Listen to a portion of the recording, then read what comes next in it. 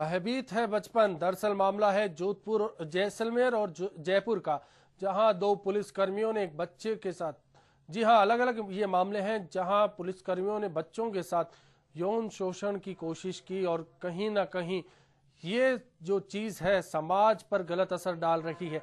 ऐसा ही एक और मसला है कि क्या हमारे देश में बच्चे सुरक्षित हैं, क्या घरों में सुरक्षित हैं, या फिर भयभीत है बचपन। क्या आप बाखबर हैं या बेखबर हैं अपने बच्चे के साथ हो रही इन घटनाओं से? लगातार इस तरह की जो मामले हमारे सामने आते हैं उन पर आपकी राय का हमें इंतजार है। हमारे साथ हमारे न्यूज हेड प्रताप राव जी जुड़ चुके हैं फोन लाइन पर। प्रताप जी, जिस तरह से दो तस्वीरें सामने आई, एक जयपुर की एक जैसलमेर की, जहां पुलिस कर्मियों ने बच्चों के साथ यौन शोषण किया, क्या लगता है क्या कारण है इस तरह के जो मामले हैं उनमें दिन ब दिन इजाफा हो रहा है? अश्विनी, पहली बात तो यह है कि ये क्योंकि हमारी जो सामाजिक मर्यादाएं टूट रही हैं, हमारे जो पारिवारिक बंधन कमजोर हो रहे हैं और हमारी जो वे ऑफ लाइफ थी, जो हमारी प्राचीन परंपरा की, वो सब कमजोर होती जा रही है। उसका एक बड़ा कारण है, उसके चलते ये सब कुछ हो रहा है। लेकिन सबसे बड़ी बात, इससे भी बड़ा गंभीर विषय ये है कि आज हमारे पूरे समाज को, हम लोगों को बचपन को बचाने के लिए खड़ा होना पड़ रहा है।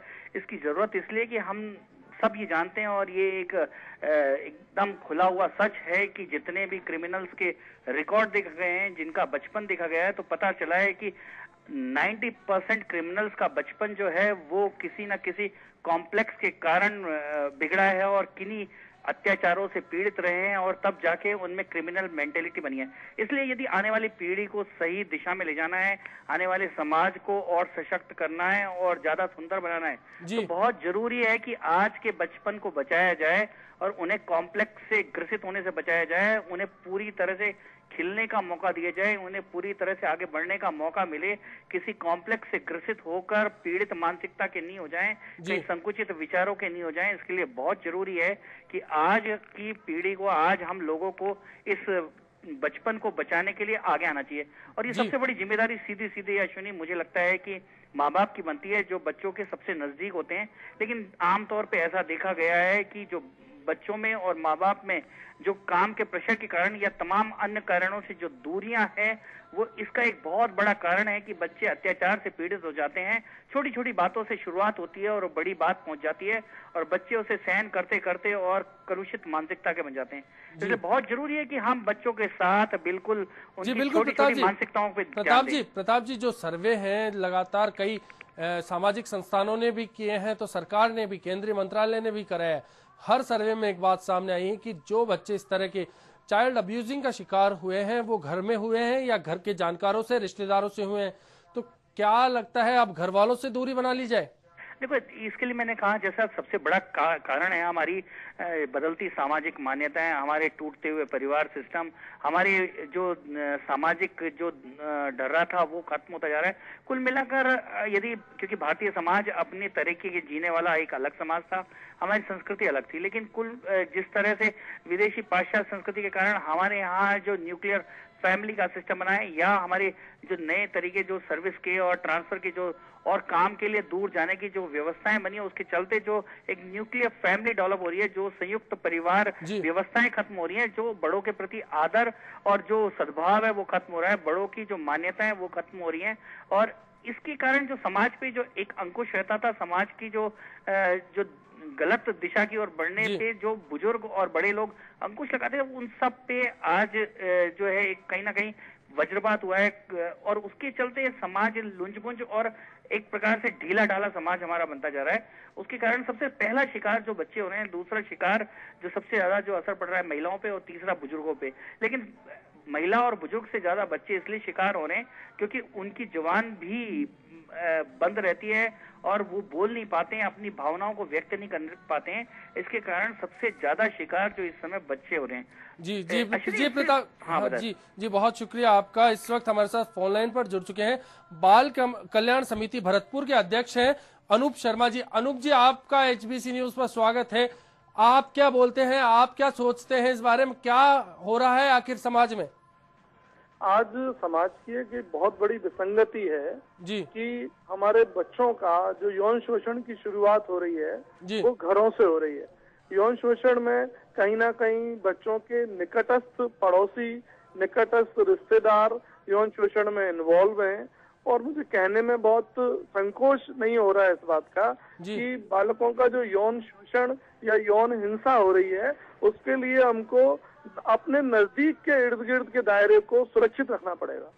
जी, क्या करना होगा, क्या कौन बचाएगा उन्हें? अगर बच्चे हैं नहीं समझते, ऐसी सूरत में क्या लगता है कौन आगे आए, कौन बचाए उनको? आज की तारीख में ये जो हमारे सिलेबसों में जी ये जो यौन शोषण के बारे में जो वर्जनाएं हैं उनसे दूर किया जा रहा है। संयुक्त परिवार की अवधारणा धीरे धीरे खत्म हो रही है। चाचा, मामा, भाई, बाबा जो बैठ के बच्चों को नैतिक शिक्षा की बात किया करते थे वो धीरे धीरे खत्म हो रहा है। और आज केवल यदि हो रहा है तो ये हो रहा है कि घर में एक ही बच्चा है, चाचा है नहीं, ताऊ को वो जानता नहीं है, बुआ उसको पता नहीं है, तो उसका केवल एक ही रिश्ता है किसी के साथ कि वो है बड़े और छोटे का रिश्ता। तो आज इसके लिए सख्त कानून बनाए जाने की आवश्यकता है। और सबसे बड़ी जो आवश्यकता है वो ये है कि इनको विद्यालयों में यौन शोषण और यौन हिंसा के बारे में पढ़ाया जाए, बताया जाए कि what is yes, what is no. जी जी अनूप जी, आपसे एक सवाल है, क्या आपके सामने ऐसे कुछ मामले आए, कोई सूरत ऐसी सामने आई कि जब इस तरह से बच्चे को सामना कर क्या हुआ, आप बताएं ताकि दर्शक जान पाए और बच पाए ऐसे माहौल से। चूंकि भरतपुर बॉर्डर जिला है जिसमें उत्तर प्रदेश, मध्य प्रदेश और हरियाणा जुड़े हुए हैं, तो मध्य प्रदेश के जो इंटीरियर जिले हैं जहाँ से कि धौलपुर में भरतपुर संभाग के अंतर्गत धौलपुर जिला आता है, धौलपुर जिले में लड़कियों की खरीद फरोख्त का एक बहुत बड़े पैमाने पे कारोबार होता है। और ये बहुत कुख्यात जगह है धौलपुर, जहाँ से आए दिन हमारे बाल कल्याण समिति के पास पिछले 1.5 महीने में लगभग 12 से 15 केसेस ऐसे आए हैं जिनमें कि उसके चाचा ने, फूफे ने या बुआ ने बच्चों को आके बिक्री किया है। जी और उन बच्चियों की बोली लगती है बाकायदा खुलेआम कि 60,000 रुपए में खरीदा, उसने उसको 1 लाख रुपए में बेचा। और कहने में मुझे संकोच है कि कानून के जो दायरे हैं वो इतने संकुचित हैं कि वो अपराधी लोग उस कानून के जो लीक पोल्स हैं उनसे बच जाते हैं। अनूप जी, क्या ये सिर्फ माँ बाप की जिम्मेदारी है, कैसे बच्चे को तैयार करें? अगर जिनके माँ बाप नहीं है ऐसे सूरत में क्या हो, बच्चे क्या करें आखिर? क्योंकि जिस तरह से नातेदार रिश्तेदारों के भरोसे उनको छोड़ दिया जाता है, क्या करे आखिर समाज, कैसे ऐसे बच्चों को बचाया जाए? समाज की तो नैतिक जिम्मेदारी है ही है, लेकिन समाज के साथ साथ जब तक कोई लीगल पेनलाइजिंग फैक्टर इनके खिलाफ काम नहीं करेगा, जब तक लोगों को कोई एग्जाम्पल नहीं बनेंगे जिन एग्जाम्पल के माध्यम से ये महसूस हो कि एक्स आदमी ने ये गलत काम किया और उसको ये सजा हुई, तब तक कोई इसके ऊपर रोकथाम के ऊपर मुझे संशय है कि सफलता मिलेगी। लेकिन आदमी को अच्छा सोचना चाहिए, सकारात्मक सोचना चाहिए। तो सकारात्मक सोच ये है कि इसके लिए जो कानून की विसंगतियां हैं, कानून में जो सॉफ्टनेस है वो हार्ड की जाए और हमारे समाज में भी एक जागरूकता का वातावरण बनाया जाए। जी, बहुत शुक्रिया अनूप जी इस चर्चा के लिए। तो कुल मिलाकर अगर कहीं भी नजर डाली जाए तो सामाजिक ताना बाना इस पर बहुत निर्भर करता है। भयभीत बचपन को भय से निकालने के लिए कहीं ना कहीं परिवार, माता पिता, रिश्तेदार, नातेदारों के साथ साथ समाज की महत्वपूर्ण भूमिका हो जाती है। एक बार फिर आपको देश भर के आंकड़े हम दिखाते हैं, किस कदर देश में बच्चे शोषण का शिकार हो रहे हैं, कितनी भयावह तस्वीर है। आइए एक नजर डाल लेते हैं। रूम में बच्चों को ले जाके पता नहीं बहुत करता था कुछ गलत काम। महिला और बाल विकास मंत्रालय ने देश भर में एक सर्वे कराया।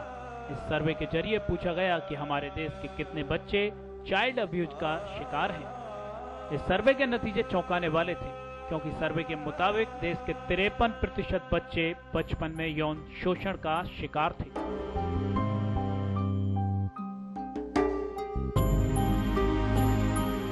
यानी हमारे समाज का हर दूसरा बच्चा बाल यौन शोषण का शिकार था। ये सर्वे बड़े शहरों के साथ ही छोटे शहरों और गांव में भी कराया गया था। सर्वे के मुताबिक 21% बच्चे ऐसे थे जो दुष्कर्म और ऐसे दूसरे उत्पीड़न का शिकार थे। रिसर्च के मुताबिक कम गंभीर उत्पीड़न का शिकार बच्चों का प्रतिशत भी 20 के करीब था। ऐसे में सवाल ये उठने लगा कि क्या बच्चे घरों से बाहर थे? या फिर घर या घर के नजदीक। लेकिन सर्वे के मुताबिक ज्यादातर बच्चों को घर में ही शोषण का शिकार बनाया गया। इन लोगों में वे भी शामिल थे जो उनके जानकार और रिश्तेदार थे। ऐसे में सवाल आपसे भी है, क्या हमारे बच्चे सुरक्षित हैं? साल 1999 में 32,44,000 के करीब बच्चों ने ऐसे मामलों में CPS यानी चाइल्ड प्रोटेक्टिव सर्विसेज से संपर्क किया। अगर बीते 10 साल की बात करें तो 2987 से 99 तक 35% मामलों में इजाफा हुआ। तो साल 2011 तक इन मामलों की बढ़ोतरी 65% तक हो गई। Children here have been rescued from different kinds of sexual exploitation, right from incestual rape to sex tourism to being abused in pornographic films. Bharat में बच्चों की तादाद 375 मिलियन है, यानी दुनिया के 40% बच्चे भारत में निवास करते हैं। इनमें से ताजा सर्वे के मुताबिक 69% बच्चे फिजिकल, इमोशनल और सेक्सुअल अब्यूज का शिकार हैं। तो देश की राजधानी दिल्ली में करीब 83% का ये आंकड़ा है। इनमें से 89% बच्चों को उन्हीं के रिश्तेदारों और जानकारों ने इसका शिकार बनाया। Bureau report, HBC news. दरअसल ये फिर सवाल खड़ा होता है कि ये चर्चा शुरू क्यों हुई। जब जयपुर और जैसलमेर में पुलिस कर्मियों ने 2 बच्चों को यौन शोषण का शिकार बनाया तो फिर सवाल खड़े होने लगे कि आखिर बच्चे महफूज रहे तो कहां। सर्वे कहते हैं कि बच्चे घर में महफूज नहीं है। ये जो 2 तस्वीर हम आपको दिखाने जा रहे हैं उनके मुताबिक पुलिस से भी बच्चे सेफ नहीं है। आखिर करे तो क्या कर, इस पर चर्चा की है और आगे भी करेंगे। पहले देखते हैं क्या हुआ था दरअसल कल। प्रेम बचपन, रक्षक ही भक्षक, कैसे रहेगी सुरक्षा, क्या महफूज रहेगा बचपन। प्रदेश पुलिस वैसे भी कई मामलों में बदनाम हो चुकी है, लेकिन बच्चों से दुष्कर्म जैसे मामलों ने तो पुलिस के पेशे को ही शर्मसार कर दिया है।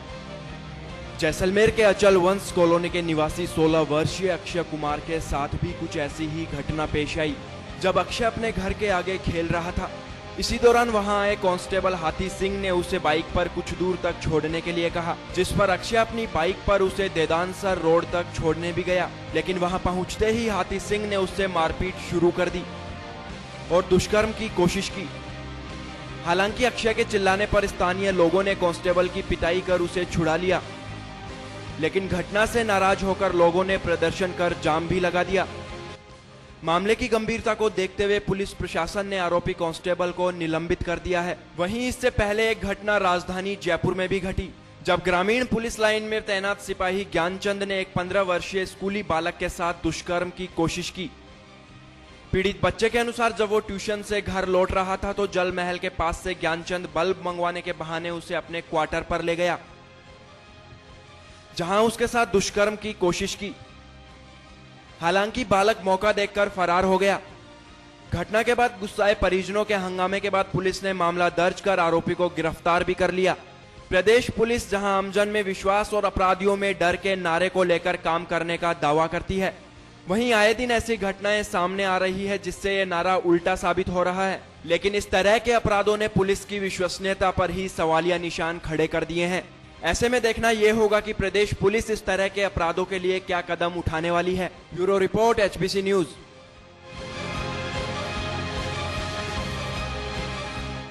यहाँ वक्त हो चला एक ब्रेक का। ब्रेक के बाद भी चर्चा को जारी रखेंगे।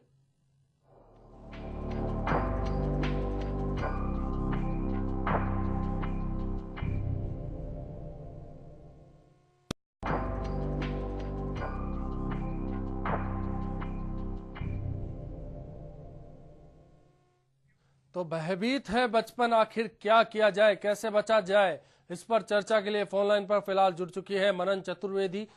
सुरमन संस्थान है, बच्चों से जुड़ा संस्थान है, बच्चों का ख्याल रखा जाता है यहाँ।